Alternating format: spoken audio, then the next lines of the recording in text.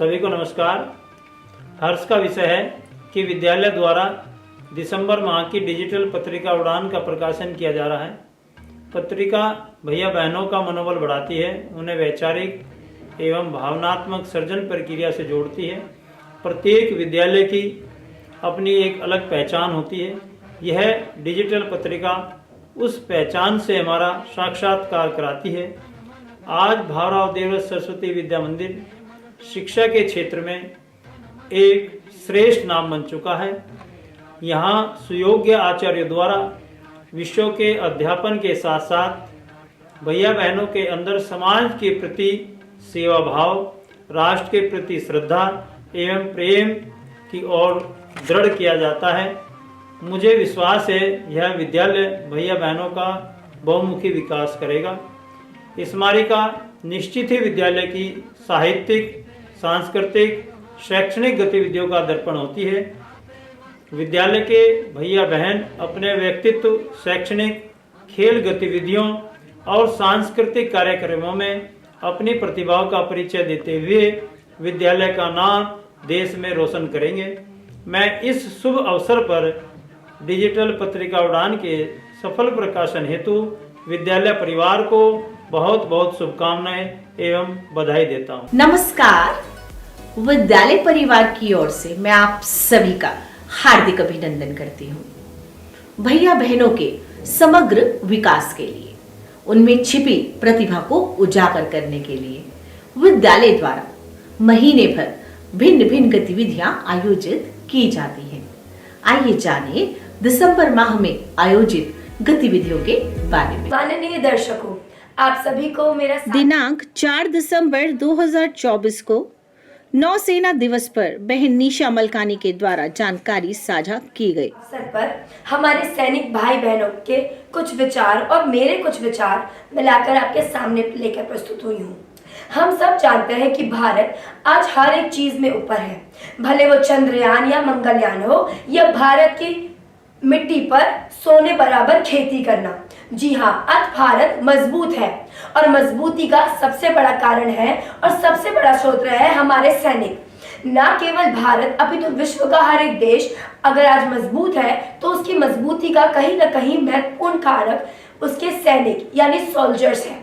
दिनांक 5 दिसंबर 2024 को विद्यालय प्रबंध समिति अध्यक्ष तथा कोषाध्यक्ष मेरठ प्रांत श्रीमान सुशील जी के द्वारा वंदना सत्र में समर्पण के महत्व को बताया गया।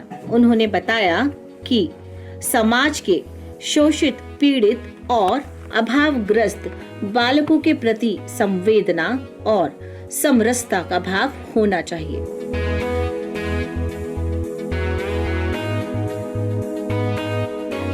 दिनांक 6 दिसंबर 2024 को बाबा भीमराव अंबेडकर जी की पुण्यतिथि पर बहन अमृता द्वारा जानकारी साझा की गई। बी आर अम्बेडकर जी का जन्म 1881 को मध्य प्रदेश के महू शहर में हुआ था तथा उन्हें दलितों का मसीहा भी कहा जाता था।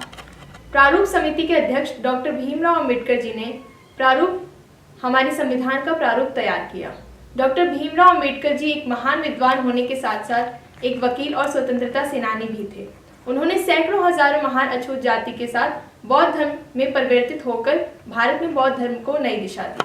डॉक्टर अंबेडकर का धर्मांतरण जातिगत असमानता के दमन का प्रतीक था। उनका कहना था कि वे एक ऐसे धर्म को मानते हैं जो स्वतंत्रता, भाईचारा और समानता सिखाए। अंबेडकर ने बचपन में ही बहुत सारे जातिगत भेदभाव देखे। उनके पिता भारतीय सेना में थे। सेवानिवृत्ति पाकर उनके पिता महाराष्ट्र के संभाल शहर में गए, जहां पर उनका दाखिला हुआ। वह विद्यालय में उन्हें एक कोने पर फर्श पर बैठकर पढ़ना पड़ता था, जहां शिक्षक उनकी कॉपियां तक नहीं छूते थे। इन कठिन परिस्थितियों के बीच इसके बावजूद भी उन्होंने अपनी पढ़ाई 1908 को मैट्रिक की परीक्षा बम्बई विश्वविद्यालय से पूरी की तथा 1908 में उन्होंने लंदन से बैरिस्टर की पढ़ाई पूरी की और उन्होंने विज्ञान में डॉक्टरेट की उपाधि प्राप्त की। दिनांक 8 दिसंबर 2024 को orientation programme for English communication के 20वें बैच का सफल समापन हुआ। दिनांक 9 दिसंबर 2024 को रेड क्रॉस सोसाइटी की ओर से जादूगर श्री राकेश कुमार जी ने वंदना सत्र में जादू के खेल दिखाए। दिनांक 10 दिसंबर 2024 को कक्षा स्तरीय समर्पण निधि कार्यक्रम आयोजित किया गया।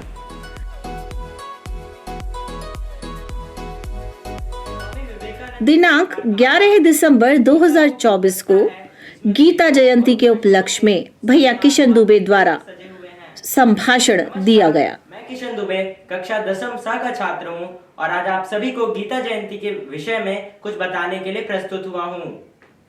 पूरे विश्व में शायद ही कोई ऐसा दार्शनिक, चिंतक या विचारक रहा होगा जिसने गीता को पढ़ा और सराहा ना हो। आज से 5000 साल पहले जब कुरुक्षेत्र के युद्ध स्थल में अर्जुन जैसा महान धनुर्धर भी स्वजनों को सामने देखकर मोहित हो गया, तो योगेश्वर श्री कृष्ण ने स्वयं उसे ज्ञान का उपदेश दिया। वो उपदेश जिसने उसे कर्तव्य से अवगत कराया और सही पथ पर प्रदर्शित किया। गीता भले ही 5000 साल पहले बोली गई हो, लेकिन आज भी ये उतनी ही प्रासंगिक है जितनी ये 5000 साल पहले थी। हर वर्ष मार्गशीर्ष मास की शुक्ल पक्ष की एकादशी को गीता जयंती के रूप में मनाते हैं। ये वो दिन है जब हम इस अद्भुत ग्रंथ को याद करते हैं और इसकी शिक्षाओं को जीवन में उतारने का प्रण लेते हैं। दिनांक 11 दिसंबर 2024 को ही सुब्रमण्य भारती जी की जयंती के उपलक्ष्य में भारतीय भाषा दिवस विद्यालय में हर्षोल्लास के साथ मनाया गया। नमस्कार, आज का समाचार। दिनांक 11 दिसंबर 2024 को सुब्रमण्य भारती जी की जयंती के उपलक्ष्य में विद्यालय में भारतीय भाषा दिवस मनाया गया। आइए विस्तार से देखिए कार्यक्रम।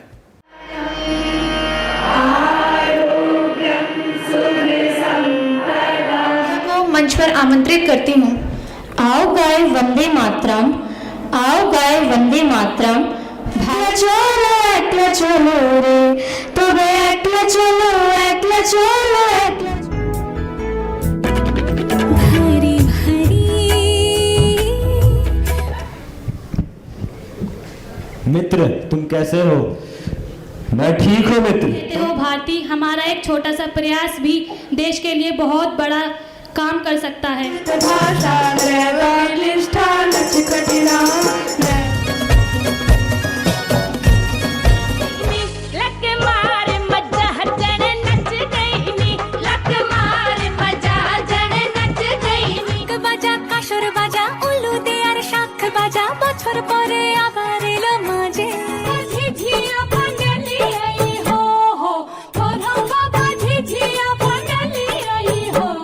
बनाएंगे अपनी भारत माता को हम जग सिर मोर बनाएंगे। दिनांक 11 दिसंबर 2024 को क्षेत्रीय शारीरिक प्रमुख श्रीमान होडिल सिंह जी के द्वारा आचार्य बंधु एवं भगिनी का समता अभ्यास तथा खेल कराए गए।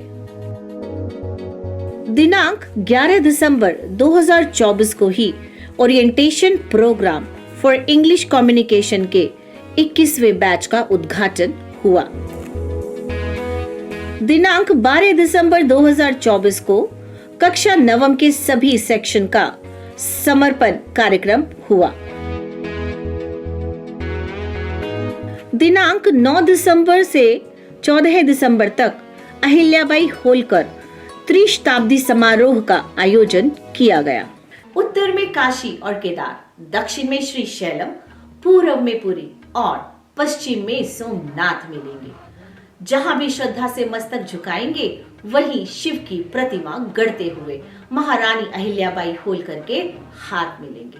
जी हाँ, हम भारत के वासी हैं, जहां कण कण में भगवान है और पग पग पर माँ अहिल्या के बनवाए तीर्थ स्थान है।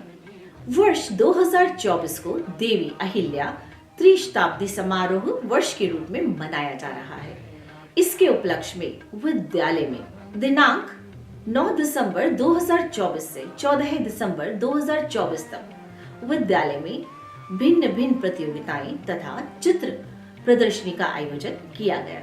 आइए देखते हैं इस सप्ताह की एक झलक। अंतर से मुख से कृति से निश्चल हो निर्मल मति से श्रद्धा से मस्तक नत से हम करें राष्ट्र अभिवादन, हम करें राष्ट्र अभिवादन, हम करें राष्ट्र आराधन, हम करें राष्ट्र आराधन, आराधन करें राष्ट्र आराधन।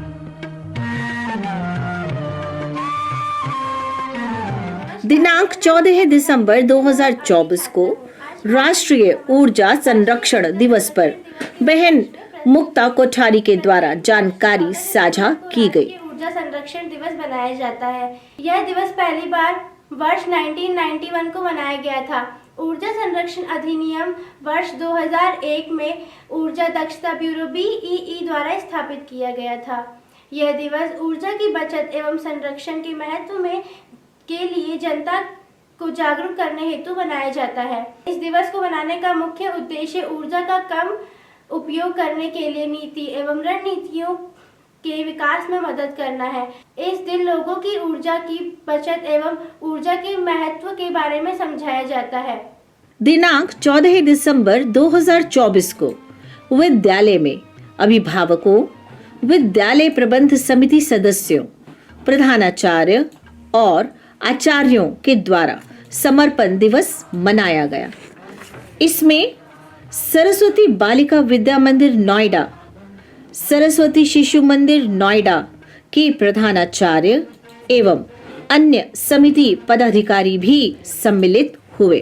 मन से धन से तन मन धन जीवन से हम करें राष्ट्र आराधन, हम करें राष्ट्र आराधन, हम करें राष्ट्र आराधन, आराधन करें राष्ट्र आराधन।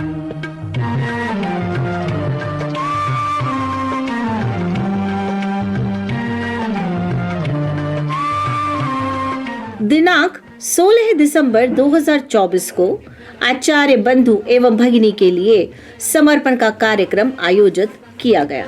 हम करें राष्ट्र अभिवादन। दिनांक 18 दिसंबर 2024 को विद्या भारती अखिल भारतीय शिक्षण संस्थान द्वारा आयोजित आचार्य संस्कृति ज्ञान प्रतियोगिता में विद्यालय के आचार्य बंधु एवं भगिनी ने प्रतिभागिता की।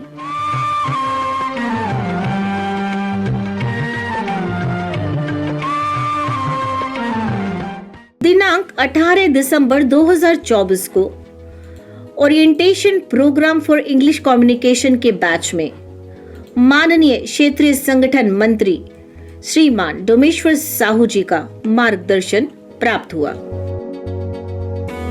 दिनांक 22 दिसंबर 2024 को रामानुजन जयंती के अवसर पर बहन कशिश पांडे के द्वारा जानकारी साझा की गई। प्रसिद्ध गणितज्ञ थे। उनका जन्म 22 दिसंबर सन 1887 को ईरोड तमिलनाडु में एक ब्राह्मण परिवार में हुआ था। उनके पिता का नाम श्रीनिवास अयंगर और माता का नाम कोमल तावल था। दिनांक 24 दिसंबर 2024 को पंडित मदन मोहन मालवीय जयंती के अवसर पर बहन खुशी के द्वारा वक्तव्य प्रस्तुत किया गया। रखना चाहते हैं। पंडित मदन मोहन मालवीय जी का जन्मदिन 25 दिसंबर 1861 इलाहाबाद उत्तर प्रदेश में हुआ। उन्हें भारतीय शिक्षा प्रणाली एवं भारतीय स्वतंत्रता संग्राम में उनके योगदान के लिए जाना जाता है। उन्होंने ब्रिटिशर्स के खिलाफ भारतीय स्वतंत्रता संग्राम में महत्वपूर्ण भूमिका निभाई। महात्मा गांधी उन्हें बड़े भाई के रूप में मानते थे। उनके ही द्वारा मालवीय को महामना की उपाधि दी गई थी। शुरुआती दिनों में मालवीय शिक्षक के रूप में काम करते रहे। अंततः 1886 में वह राजनीति की तरफ आकर्षित हुए और भारतीय राष्ट्रीय कांग्रेस में शामिल हो गए। दिनांक 26 दिसंबर 2024 को वीर बाल दिवस पर बहन चारवी के द्वारा वक्तव्य प्रस्तुत किया गया। को 4 साहिबजादों के बलिदान को सम्मान देने के लिए मनाया जाता है। गुरु गोविंद सिंह जी के छोटे बेटों ने अपनी साहस की रक्षा करते हुए अपने प्राणों को न्यौछावर कर दिया। यह उनकी कहानी को याद करने का दिन है तथा ये भी याद करने का दिन है कि उनकी कैसे निर्मम हत्या की गई, खासकर उनके बेटे जोरावर और फतेह सिंह की। सरसा नदी के तट पर उन्हें एक लड़ाई के दौरान मुगलों द्वारा बंदी बना लिया गया, जिसके पश्चात इस्लाम धर्म कबूल ना करने पर उन्हें क्रमशः 8 वर्ष और 5 वर्ष की आयु में ही जिंदा दफन कर दिया गया और उन दीवारों से उनकी आखिरी श्वास तक उनके आखिरी जयकारे गूंजते रहे। मुगल शासन काल के दौरान पंजाब में सिखों के नेता गुरु गोविंद सिंह जी के 4 पुत्र थे। उन्हें 4 साहिबजादे खालसा कहा जाता था। सन 1699 के दौरान गुरु गोविंद सिंह जी ने खालसा पंथ की स्थापना की थी।